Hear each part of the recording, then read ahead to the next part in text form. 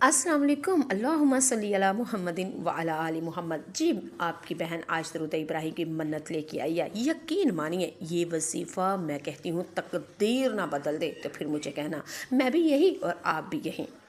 और पूरे साल जितनी भी इंसान के ऊपर कोई मुश्किलात आती हैं, बीमारियां आती हैं, तंगियां आती हैं, परेशानियां आती हैं, सब सब सब इस वजीफ़े से देखिएगा ख़त्म हो जाएंगी इंशाअल्लाह। चले ख़त्म ना हुई तो हल्की फुल्की ज़रूर हो जाएंगे। और मेरी प्यारी बहना, दरूद इब्राहिम का वजीफ़ा इतना मज़े का, इतना पावरफुल है। जहाँ इंसानी ताकत ख़त्म होती है ना, वहाँ से ये वजीफ़ा शुरू होता है, वहाँ से ये काम करना शुरू कर देता है। और इंसान की सिर्फ सोच है कि जब ये काम करता है तो इंशाअल्लाह अल्हम्दुलिल्लाह इंसान की तकदीर बदल जाती है। अच्छा, ये वजीफ़ा आपको बता देती हूँ किन किन चीज़ों के ऊपर है। अगर आप टेंशन में हैं, डिप्रेशन में हैं, बीमार हैं, कोई भी ऐसा मर्ज़ है, चले ये तो छोटी चीज़ें थी ना, बड़ी आपको बताती हूँ।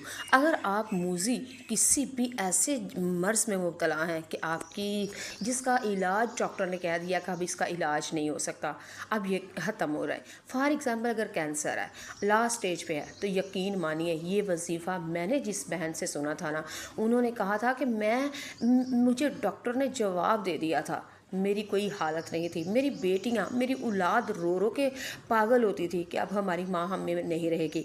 लेकिन कहती है फिर मुझे किसी ने बताया, ये कुवैत की बहन है, कुवैत की बहन है, उन्होंने कहा कि मुझे किसी ने बताया कि तूने दुरूद इब्राहिम पढ़ा कर उसकी मन्नत मान, इंशाल्लाह देखना तेरी सारी मुश्किलें आसान, तेरी बीमारी कैंसर का नामो निशान मिट जाएगा और जड़ से मिट जाएगा। यकीन माने, बस वो बहन कहती है कि मैंने दरूद इब्राहिम को मैंने 40 दिन के लिए मैंने मन्नत मानी और मैंने कहा अल्लाह मैं जब तक ज़िंदा रहूँगी, जब तक जीती रही, तेरे मैं दरूद इब्राहिम तेरे महबूब पर पढ़ती रहूँगी, दरूद नजराना अकीदत पेश करती रहूँगी। तो कहती है मैंने 40 दिन की अभी मन्नत मानी थी कि 17वां दिन, 17वां 17 डे जब आया तो कहती हैं कि मेरे अंदर से तब्दीली आनी शुरू हो गई।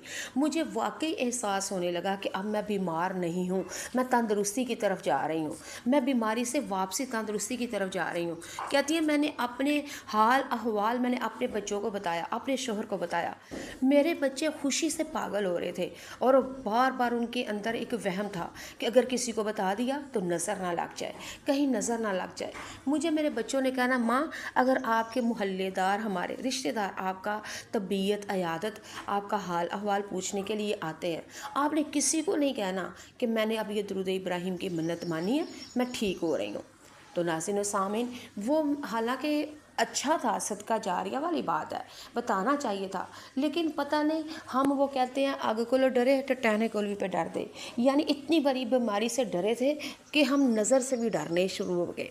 तो फिर क्या हुआ मेरी प्यारी बहना, फिर वो ऐसे ऐसे मैंने दरूद इब्राहिम अभी मैंने अपने बच्चों से कहा तो मुसलसल मैंने भी और मेरे बच्चों ने भी दरूद इब्राहिम की मन्नत माननी कि अल्लाह ताला हमारी माँ को शफाए आजला दे।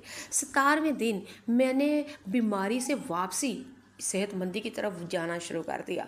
तो मेरी प्यारी बहना, जब मेरा 27 डेज़ हुए, 27 20 7 27 जब दिन हुए, तो मुझे अल्हम्दुलिल्लाह मुझे 90 में से 100 में से मुझे 80% आराम आ चुका था। तो मैंने हर वक्त सजदा शुक्र, हर वक्त सजदा शुक्र थी कि मैं इतनी बड़ी बीमारी, कैंसर जैसी बीमारी, कि अल्लाह ने मुझे इतना, मुझे मौत के मुंह से वापस अल्लाह ने भेज दिया जीने के लिए ज़िंदगी में। तो फिर मैंने 40 दिन का वजीफ़ा किया, मैं डॉक्टर्स के पास गई और डॉक्टर भी हैरान परेशान है कि ये वही बीबी, वही औरत है जिसको हमने बता दिया था कि तो इतने दिन तक गुजारा तेरा होगा ज़िंदगी में, लेकिन ये क्या। फिर मैंने बताया दरूद इब्राहिम का वजीफ़ा, और डॉक्टर भी अल्हम्दुलिल्लाह मुसलमान थे, उनको भी इन चीज़ों के ऊपर यकीन था, और उन्होंने भी कहा कलाम बर हक है और रब का नाम तो आहा, और जब अल्लाह को पुकारा जाए और रब पुकार ना सुने, ऐसा हो ही नहीं सकता। मेरी प्यारी बहना, कुरान मजीद में है ना, अल्लाह फरमाते हैं मैं हर पुकारने वाले की पुकार को सुनता हूँ। डॉक्टर ने जब ये मेरी बात सुनी तो डॉक्टर ने भी कहा कि तूने दिल से पुकारा था और मेरे रब ने सुन लिया, तूने दिल से शिफा मांगी थी और रब ने तुझे दे दी। तो मेरी प्यारी बहना, कहने का मकसद यही है, दरूद इब्राहिम की मैंने नज़र मानी, कोई और जो भी, हत्ता कि आप लोग सिर्फ अल्लाहू अल्लाहू यही दिल से, जी हाँ, दिल से पुकारना शुरू कर देना, तो मैं कहती हूँ हर मुश्किल आसान हो जाएगी। ہم لوگ دل سے نہیں نا پکارتے، ہم صرف گلے اشارہ، ہم صرف گلے زبان تک بولتے ہیں، اندر تک نہیں۔ تو جب انسان کو لگی ہوتی ہے نا، پھر دل سے کیا، لوں لوں سے، رونگٹے رونگٹے سے رب کو پکارا جاتا ہے اور دل سے پکارا جاتا ہے۔ اور جب دل سے پکارا جائے تو حدیث مبارکہ ہے کہ رب کا عرش بھی ہل جاتا ہے۔ تو الحمدللہ درود ابراہیم کی برکت سے اگر آپ کو کینسر جیسی بیماری بھی ہے نا، وہ بھی شفا ختم ہو جائے گی۔ اگر آپ کی اولاد نافرمان ہے، وہ بھی الحمدللہ فرما بردار ہو جائے گی۔